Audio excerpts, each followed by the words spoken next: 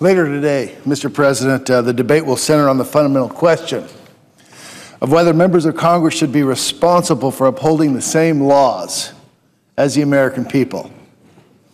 Mr. President, the unified answer from this Congress must be an unequivocal yes. It's no secret that Congress has a track record of exempting themselves from the very laws it writes. Former Senator John Glenn said, "Such exemptions are the rankest form of hypocrisy. Laws that are good enough for everyone else ought to be good enough for us." Former Congressman Henry Hyde once quipped that Congress would exempt itself from the laws of gravity if it could. I have long supported efforts to ensure that Congress refuses to give in to any temptation to exempt itself.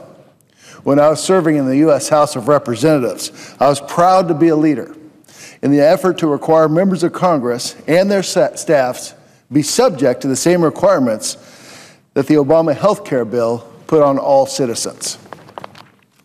While the bad old days of Congress exempting itself from major occupational safety and health and fair labor standard laws were done away with to some extent after passage of the Congressional Accountability Act and other reforms in the mid-90s, Congress should not miss this opportunity to show the American people that it's willing to live by the very rules that are imposed on the American people.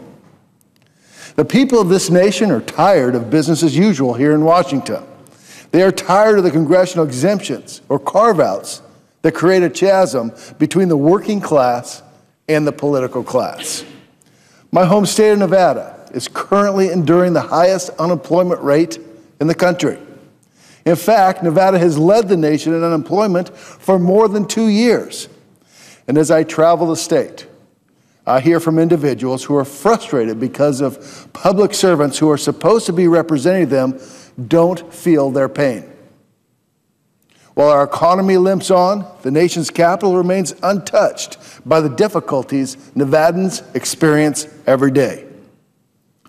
In light of these facts, is it really any mystery why Congress is currently experiencing its worst approval ratings in history? I'm a co-sponsor of the Stock Act because I believe confidential information acquired as a result of holding public office should not be used for private gain.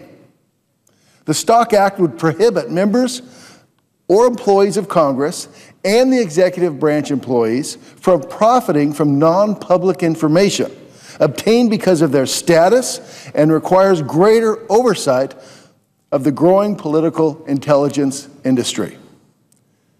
Members and employees should also be required to report the purchases, sales, and exchange of any stock, bond, or commodity transaction greater than $1,000 in every 30 days. As a strong supporter of transparency in Congress and the federal government, I believe the Stock Act is an important step for Congress to take and start earning back the trust and faith of the American people.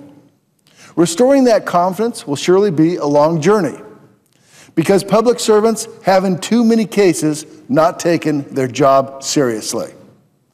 But through legislation like the Stock Act, we send an important message to the citizens of this nation that we understand our position requires us to uphold the highest ethical and moral standards, and we are willing to undergo the scrutiny required to regain that trust. Members of Congress should follow the same rules as every other American. No American can trade on insider information without the risk of prosecution, and Congress should be held to the same standard. Congress should be held to the same standard. Elected officials should take every precaution to ensure that they do not use public information for personal gain. I hope both chambers will take the time to thoughtfully consider this legislation, send it to the President for his signature.